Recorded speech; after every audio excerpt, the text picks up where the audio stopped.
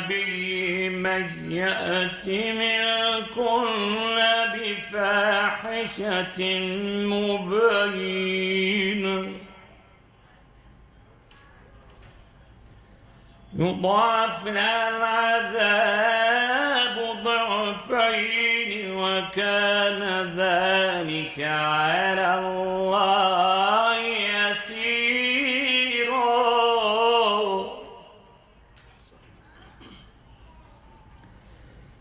ومن يقنت منكن لله ورسوله وتعمل صالحا نؤتها أجرها مرتين وأعتدنا لها رزقا كريما.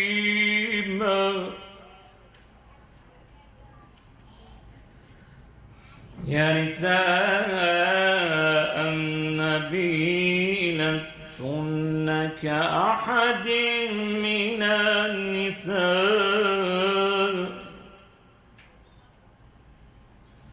إن اتقيتن فلا تخضعن بالقول فيطمع الذي في قلبه مرض وقلن قولا معروفا وقرن في بيوتكن ولا تبرجن تبرج الجاهلية الأولى وأقمنا الصلاة وآتينا الزكاة أطعنا الله ورسوله إنما يريد الله ليذهب عنكم الرجس أهل البيت إنما يريد الله ليذهب عنكم الرجس أهل البيت ويطهركم تطهيرا. صدق الله العلي العظيم. اللهم صل على محمد وآل محمد. In the name of God, the most merciful, the most compassionate. Allah brought down on those among the people of the book who has supported the allied tribes from their castes and struck their hearts with terror. You did away with some of them and captured the others. Allah made you inherit their land, houses, property, and a land on which you had never walked. Allah has power over all things. O Prophet, tell your wives, if you want the worldly life and its beauty, I shall allow you to enjoy it and set you free in an honorable manner. But if you want the pleasure of Allah, His Messenger, and the life hereafter, you must know that Allah has prepared a great reward for the righteous ones among you. O wives of the Prophet, if anyone among you commits evident indecency, her torment will be doubled. This is not at all difficult for Allah. To those of you who obey Allah and His Messenger and act righteously, will give double reward and an honorable sustenance. Wives of the Prophet, you are not like other women. If you have fear of Allah, do not be tender in your speech, lest people whose hearts are sick may lust after you. Speak to people in a normal manner. You must stay in your homes and do not display yourselves after the manner of the pre-Islamic age of darkness. Be steadfast in the prayer, pay the religious tax, and obey Allah and His Messenger, O people of the house. Allah wants to remove all kinds of uncleanliness from you and to purify you thoroughly. صلى على محمد وآل محمد. اللهم صل على محمد وآل محمد. Well, again, as we are waiting for our brothers and sisters to, inshallah, finish their food up there, the iftar, may Allah protect them and accept their deeds and grant them the heavens, inshallah, in the hereafter for the beautiful things that they did. I didn't have the honor to do that, but inshallah, maybe if I were alive, I'd try to do that next year, and all of us, inshallah, as well. Well, again, I would like to congratulate everybody in this room and the whole Muslim Ummah. And of course, the master of the Ummah, Imam al-Mahdi, Ajalallahu Ta'ala Farajahu al-Sharif, for this very happy occasion, the birthday of light, the birthday of a man who the history did not see anyone better than him other than the Prophet. A man who was hero in every field that he was in. Many people think the Imam Ali alayhi salam was only the hero of the battlefield. No, but he was the hero of the battle against, or the jihad against the desires. He was the hero of all the orphans in the whole Islamic lands. He was the hero of all the kindness that you can ever think of. I occasionally talk to some people that not only did not understand this great man, but they unfortunately were influenced by some negative propaganda against the Muslims, tried to bring down the enormous levels of this great man's ethics and morality and beautiful attributes that he had. And when you ask them, what do you know about this man? He said he had a sword. I said, what else? Have you read Nahj al-Balagha? They say, no, what is Nahj al-Balagha? I say, have you read about what he did with the orphans? No, they don't know. So I am so glad to see we have good number of people here that we're going to be, inshallah, tonight celebrating the birthday of a man of all kind of attributes, very beautiful attributes. Inshallah, we'll get to know him more, and we have prepared for you some other programs, inshallah, as we go on. I will introduce those to you. So without any further ado, please join me and invite Sayyid Mehdi al-Khazwin to the podium with the last salawat.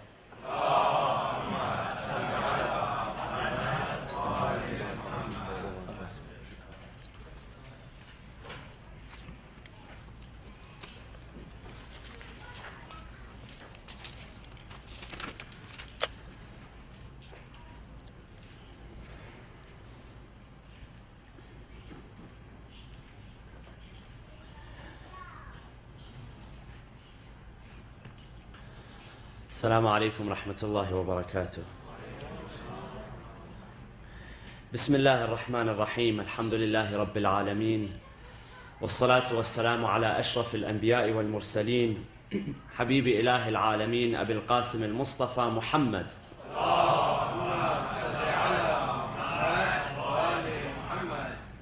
وعلى أهل بيته الطيبين الطاهرين المعصومين المنتجبين. أعوذ بالله من الشيطان الرجيم. بسم الله الرحمن الرحيم. ويقول الذين كفروا لولا أنزل عليه آية من ربه إنما أنت منذر ولكل قوم هاد. صدق الله العلي العظيم. وصلوا على محمد وآل محمد. اللهم صل على محمد وآل محمد. First of all, I'd like to congratulate you all on the auspicious occasion of the birth of Mawla al-Muwahhideen Amir al-Mu'mineen Ali ibn Abi Talib alayhi salam. And like our dear brother Hajj Samir was saying, truly there's not enough to be said about this man. In terms of greatness, bravery and courage and every great attribute that you can think of attributed to this man. And we only begin to understand the greatness of a personality like the personality of Amir al-Mu'mineen as times progress. Because we see the need in this world for true leaders and people who are brave and courageous. We see there's a need for heroes, for true leaders. You know, in a time that we live where people will say anything to get elected as a leader, we begin to recognize the true leadership that Amir al-Mu'mineen brought with him. You know, the Quran tells us about good leaders and bad leaders. There are leaders who guide you to a great afterlife, to the heaven, and there are those who يَدْعُونَ إِلَى النَّارِ, they call to the hellfire. And as I was thinking, where do I begin with Amir al-Mu'mineen? How do I begin to address his character? It's not something that you can speak about in a lecture or in a day or in a seminar or even in a book or even volumes. Volumes of books cannot begin to tell us where to begin with Amir al-Mu'mineen. And so I thought to myself, since we are celebrating his birth, it is worthwhile to mention the story of his birth. But then as I was looking to the story of his birth, I realized that there is much to be said before his birth. Because to understand a great man like Amir al-Mu'mineen, we have to look at, well, not only who was he, where did he come from? Was it coincidental that he was just birthed out of the womb of Fatima bint Asad and he was Ali ibn Abi Talib? Or were there people in his ancestry? Was it the family? Was it the environment that he was raised in? Was it the guidance and the teaching and the mentorship that he received which molded him into who he was as a great leader? And so the story of the birth of Amir al-Mu'mineen begins long before his birth. Amir al-Mu'mineen, as we know, is from the family of Hashim, from the tribe of Quraysh. And Quraysh were noblemen in the Arabian Peninsula. And in Quraysh, within Quraysh, you had many different smaller clans and smaller families. And among them was the family of Hashim. And the descendants of Hashim became known as Banu Hashim. So, Banu Hashim, number one, we know that they were the proponents of monotheism in the Arabian Peninsula. They were referred to as Hunafa. The Hunafa were the monotheists. Those who did not engage in polytheism. Those who never prostrated to an idol. Those who worshiped none but God. They only worshiped God, Allah. They were known as Hunafa. And the Banu Hashim were Hunafa. They were monotheists. And they were the pioneers of monotheism. See, in the Arabian Peninsula in the 7th century, monotheism was almost forgotten. A few thousand years after it was established by Ibrahim, it was forgotten. Now the Arabian Peninsula at that time, in the 7th century, at the rise of Islam, there were Jews and Christians, and even the Jews and Christians had deviated from their own religion. They had made up laws for themselves and continued in their own little path. They were polytheists. There were all sorts of people there, all sorts of beliefs. Now, a few people had not abandoned the path of Ibrahim. Among them were the Banu Hashim. Hashim was the great-grandfather of Rasulullah, and he was the great-grandfather of Ali ibn Abi Talib. So I want to begin at Hashim. Hashim is the one whom the clan is named after. And Hashim was significant in a number of ways. He was known as a very generous man. And whenever guests, pilgrims would come to Mecca, because Mecca was a city of pilgrims and it was a city of trade. And this is what attracted all sorts of people and all sorts of ideas, and people would come and bring their idols with them or take idols back with them. And so Mecca was a prosperous city, although there wasn't much, there wasn't much, water and green scenes and all of that. It was a barren land, but there was trade. And there was the sanctuary that Ibrahim had established, even though at that time the polytheists had taken that as a place of worship. But it was significant nonetheless. Hashim was a man of nobility, and when people would come to Mecca, for pilgrimage or for whatever, he would take care of them. He would feed them. He would provide for them drink.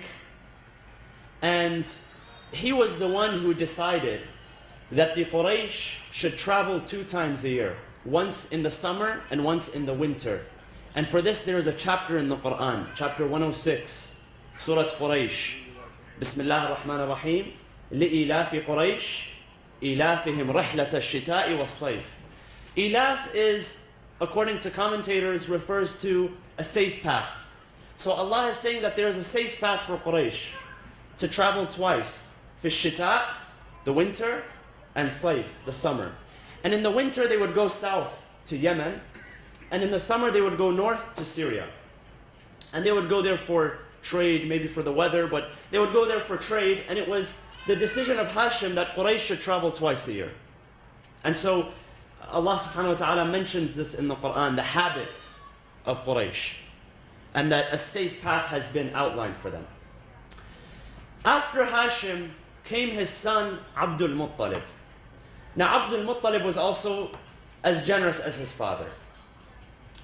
He would bring food for the pilgrims, he would bring water for them, he would take care of them, accommodate them, a very generous man. The Arabs were known for their generosity. And Abdul Muttalib was special for a number of reasons. There were a few notable things which happened during his lifetime.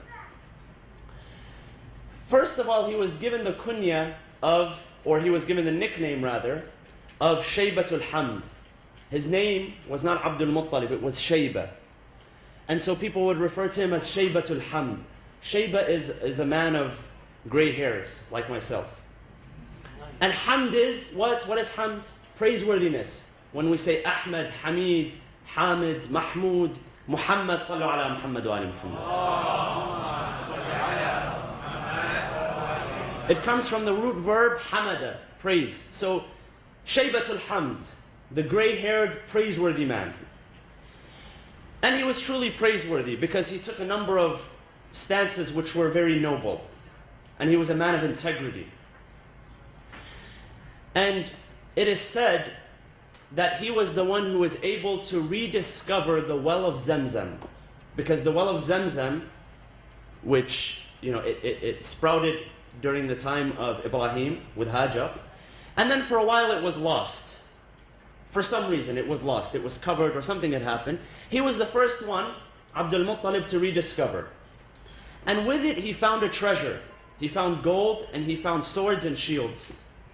And so they took the gold, and it says that the gold was fashioned in the shape of a deer for some reason. They reconstructed it and they placed it by his decision on the walls of the Kaaba, on the door of the Kaaba. And that's when the Kaaba became ordained by gold, by the decision of Abdul Muttalib, Shaybatul Hamd. Another important event which took place during the life of Abdul Muttalib was, and this is mentioned in the Quran as well, and there's a surah dedicated to as well, Amul Fil, the year of the elephant. And the year of the elephant was the year that Rasulullah was born, approximately the year 570, Common Era. And this is mentioned in the Quran as well. There's a chapter speaking of what happened to the people of the fil, the people of the elephants. How does the chapter begin? ألم ترى كيف فعل, because I forgot, by the way. ألم ترى كيف فعل ربك بأصحاب الفيل ألم يجعل كيدهم في تضليل وأرسل عليهم طيرا أبابيل ترميهم بحجارة من سجيل فجعلهم كعصف مأكول. He says, God says, do you not see what your Lord did to the people of the elephant? Who were the people of the elephant?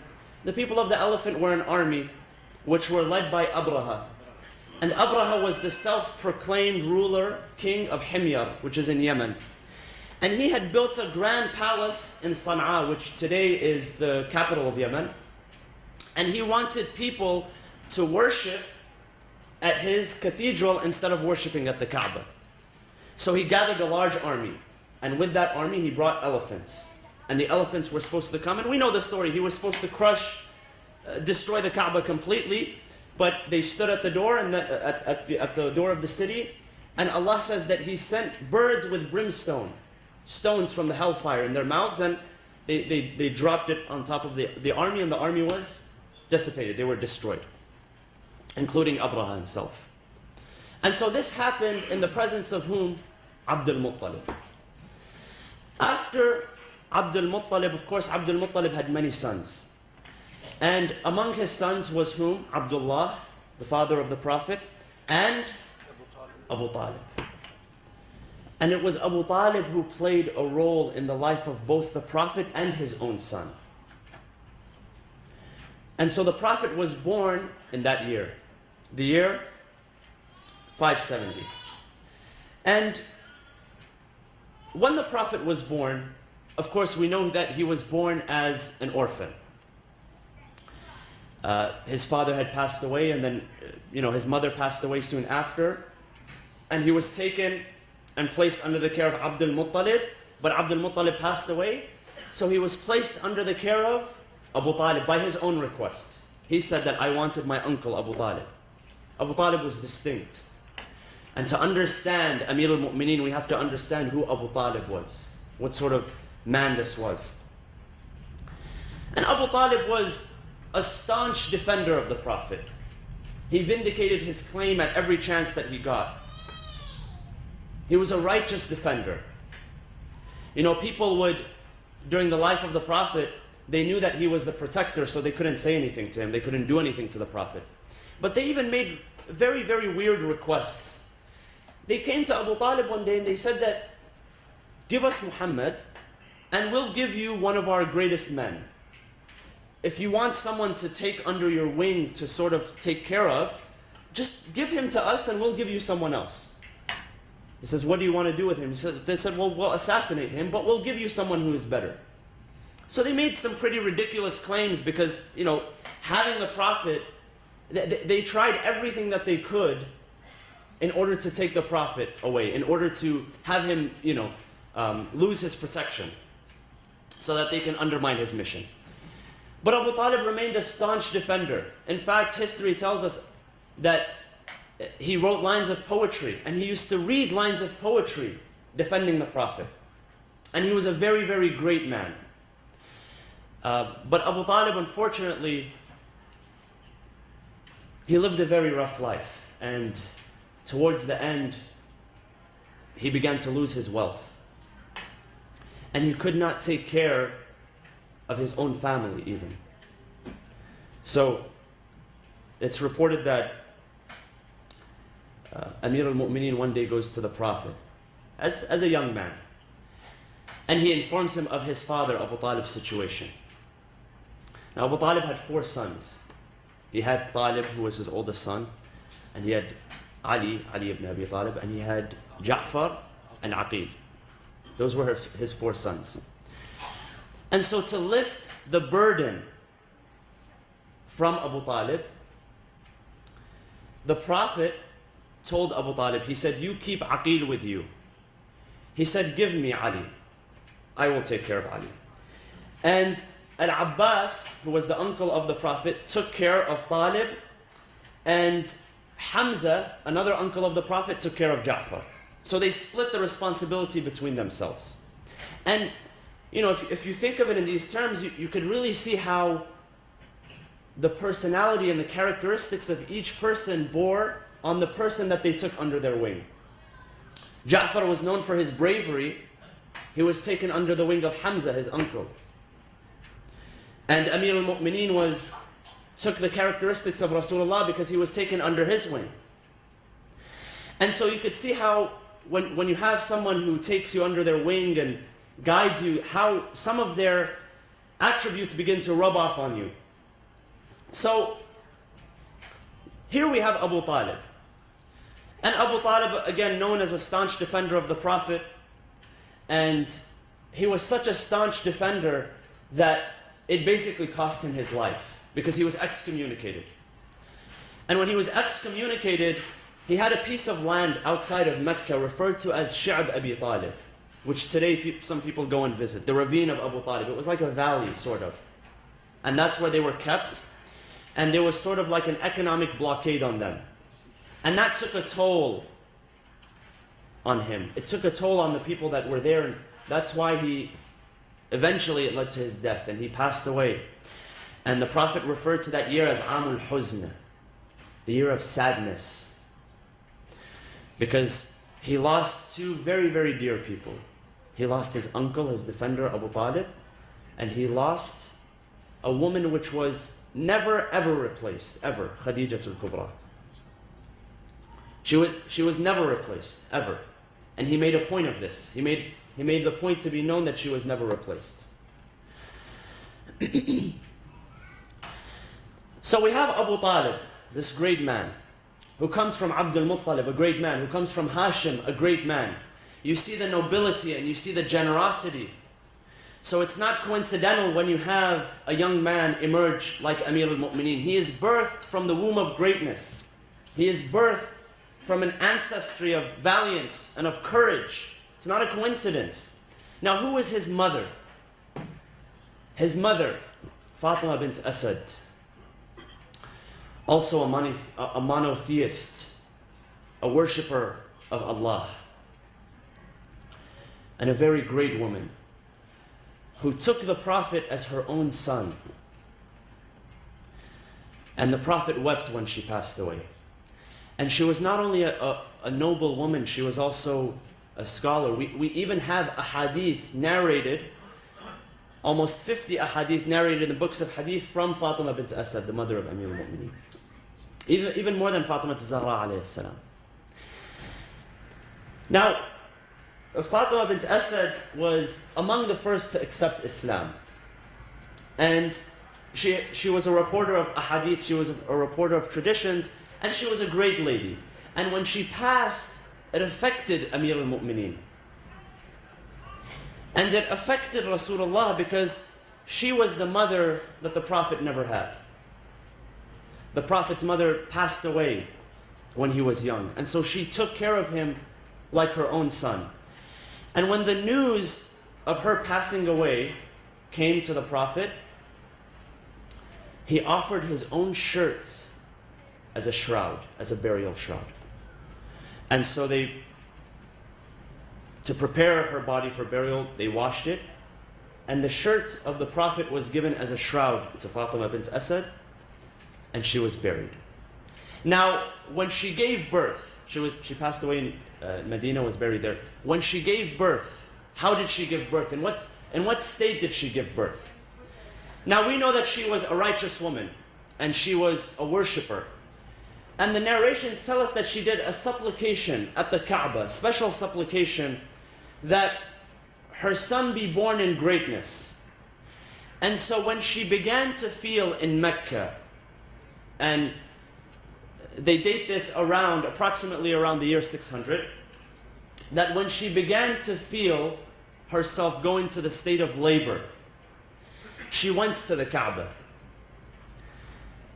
And she went to the Kaaba to perform a supplication. So she held onto the covers, the sitar of the Kaaba, and she began to pray to Allah subhanahu wa ta'ala. And she mentioned the name of her forefather, Ibrahim, the monotheist. As she was in this state, as she was doing the supplication, the narrations say that the corner that we now know of, that corner was split open. And she entered inside of the Kaaba. And at that moment she was overwhelmed by comfort and by ease. And she gave birth to Amir al-Mu'mineen inside of the Kaaba, and the only man ever to be given birth to inside of the Kaaba.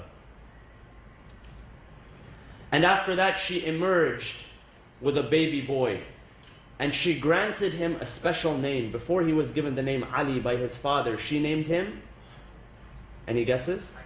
Haydara. And Haydara is a cub, a baby lion. She saw the bravery in him from the moment he was born. She saw the greatness in him from the moment he was born.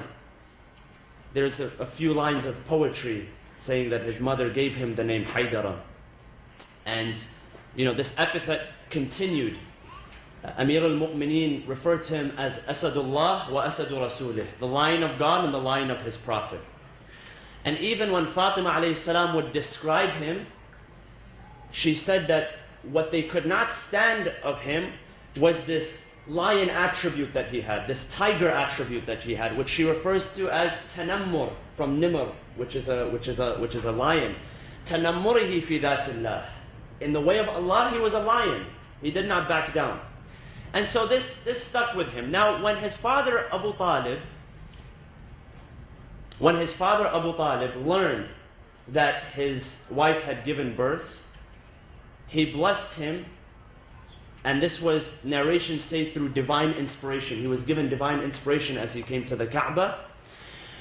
He blessed him with the name Ali, which means the most exalted or the most high. And this is where the poetry comes from. أنت العلي الذي فوق العلا رفع. You are truly the Ali, you are truly the exalted one. You are truly the one which is most high. And so from the moment that he was born in a blessed state, in a blessed environment, inside of the Kaaba. What would you expect of a man who was born inside of a Kaaba? Would you expect someone who just lives life as a normal companion or family member? Or would you expect a man of courage and a man of integrity and a man of honor?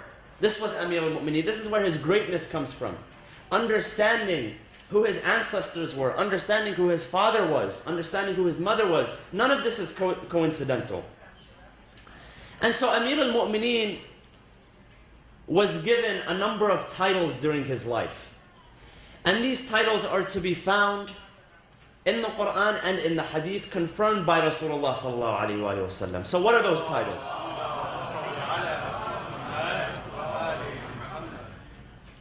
Some people would probably be surprised when they hear it, but his number one title was As-Siddiq. When you hear As-Siddiq, know who As-Siddiq was attributed to. And this comes from the words of this comes from the words of the Prophet. And the testimony of Amir al-Mu'mineen that the Prophet named me this, As-Siddiq, the veracious one, the truthful one. Another one, not a surprise, Al-Faruq. Al-Faruq is also one of the nicknames of Amir al-Mu'mineen. Al-Faruq is the one who distinguishes the right from the wrong. Faruq literally means the splitter, one who splits in between. Yafruq, to create a split, a divide, the division between right and wrong. And this is why he was also given the name or the title Qasimul Nari wal Jannah. This is sometimes it's too heavy for people to hear, but I don't think we should hold back in describing Amir al-Mu'mineen.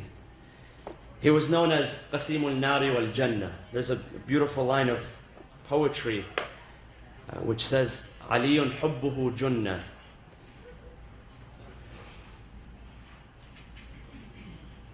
Aliyun hubbuhu junnah. Qasimul Nari wal Jannah. وصي المصطفى حقا إمام الإنس والجنة. صلوا على محمد وآل محمد. And Junnah in the Arabic language means a protection. So the first line says, the love of Ali is protection. Protection from what? The hellfire.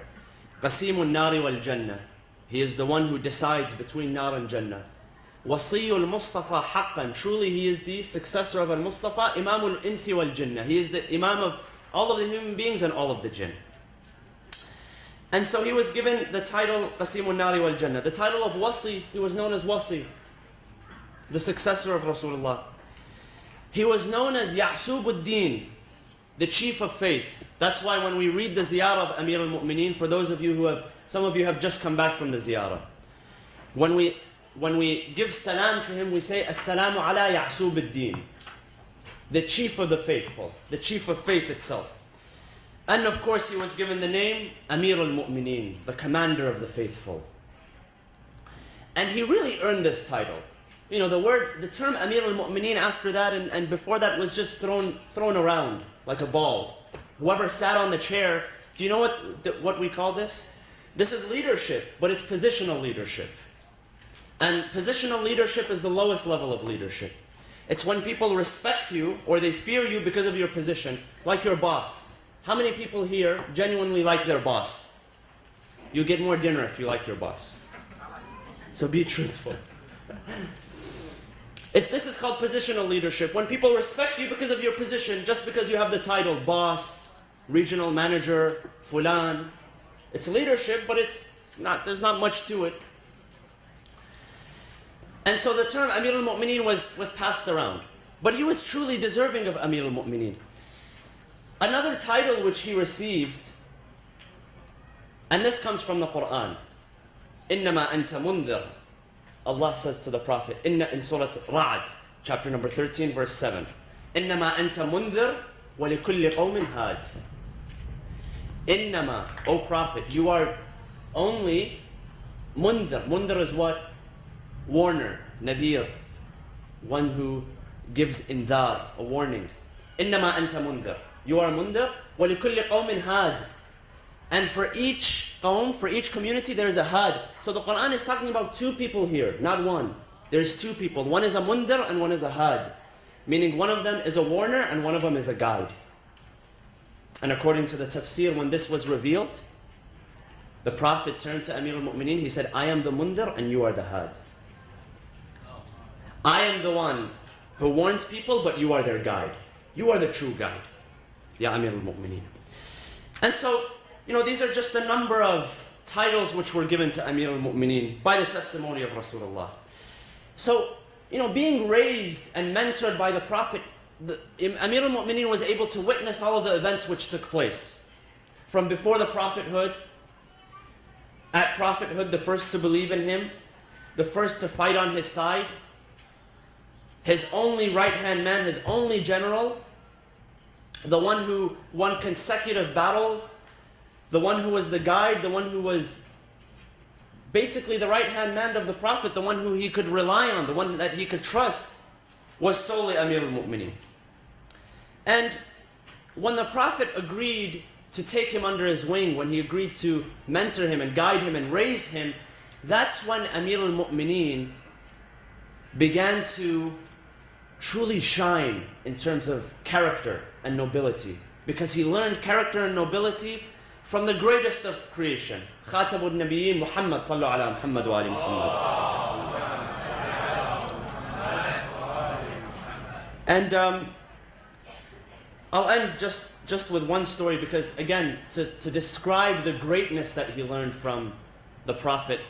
And I've mentioned a few times, I said, if you notice Amir al-Mu'mineen during the time of the Prophet, he was a student, he was a listener, he was not a talker. Even though he had wisdom, he did not talk. He let the person who was guiding him talk. This is true discipleship. When you're a true disciple, you allow your master to give the teaching. And this was exactly what Amir al-Mu'mineen was. And there was a lesson which was taught to him by the Prophet. It is said that in the book of hadith and narration, it's narrated that one day Amir al-Mu'mineen came to the door of the Prophet requesting something. So he knocked on the door. So the Prophet said, who is it? Amir al-Mu'mineen said something very simple. He said, ana, I. He used the word ana. The Prophet heard him. He said, who is it? He said, ana. And the Prophet repeated again. He said, who is it? He said, ana. He kept using the word ana, I. So the Prophet, after that, he taught him. He said, change the way you respond. He said, I want you to delete the word ana out of your vocabulary. Never ever say I again. They teach us these things, and when you're learning leadership and people skills, they say, stop talking about yourself, let the other person talk about themselves. Our Prophet was teaching this 1400 years ago, but now we've lost touch with our people skills, so we have to learn from non-Muslims. See it ironic or not ironic? He's teaching Amir al-Mu'mineen from day one, get rid of your ego, your I. Ana is ego. Stop using the word ana so much. So this, when we talk about Amir al-Mu'mineen and his self-denial, he was a man of self-denial. What does self-denial mean? Self-denial means you deny what your nafs wants, what your nafs desires. not that you don't believe in yourself. This doesn't mean self-denial is when you reject what your self is telling you, what your nafs is telling you, the evils that your nafs wants you to do. Self-denial, he learned simply from a lesson by the Prophet. He said, stop using the word ana. Stop focusing on your ego. Even if it was something so simple. I mean, what was Amir al-Mu'mineen doing? He was just responding to a question. And so Amir al-Mu'mineen was raised in this way, guided by the Prophet. And that's why we see that he was the most ascetic of people towards the end of his life. He said, look at my clothes, O people. It's worse than your clothes. Look at the food I eat. I eat 2 loaves of bread, something that you cannot do. He says, I never said anything. I never told you, commanded you to do anything which I had not done already. And I never forbade you for something which I had not prohibited from myself from already. A true leader. And this is why Amir al-Mu'mineen, many people got the name Amir al-Mu'mineen and their title became the leader, the commander. But the only true leader at that time was Amir al-Mu'mineen. He understood what leadership meant. He understood that leadership was not only positional, not just because you were giving a name as Amir or King or Prince or whatever. And that's why Abdullah ibn Abbas narrates. He says, one day I came to Amir al-Mu'mineen. This was during after the martyrdom of Rasulullah. After all the commotion and everything. And this is a famous hadith that you all know of. Amir al-Mu'mineen was mending his own sandal. Mending his own sandal.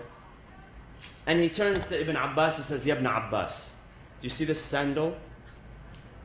He says, the leadership is worth less than this sandal. It's nothing. See, this is, today we're taught the different types of leadership, positional leadership, and it's when people follow you because you're the boss. And then there's another level of leadership, permission leadership, when people follow you because they like you.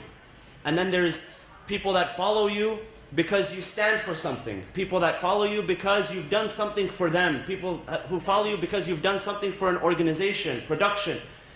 Amir al-Mu'mineen understood this many, many years ago. Now when we glorify him as a leader, do we glorify him because the position, because people shook his hand and said Khalifa? Or do we glorify him because he stood for something?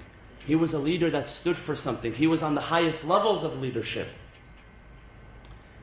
And so, Amir al-Mu'mineen, because it was this atmosphere that he was raised in, this environment, coming from a line of monotheists, coming from a womb which was pure, the womb of Fatima bint Asad, being raised by his great father and his cousin, Rasulullah sallallahu alaihi wasallam. It was no coincidence that he became such a giant, that our words today cannot describe him, and our books today cannot describe him, and our lectures and our seminars, and nothing can describe him.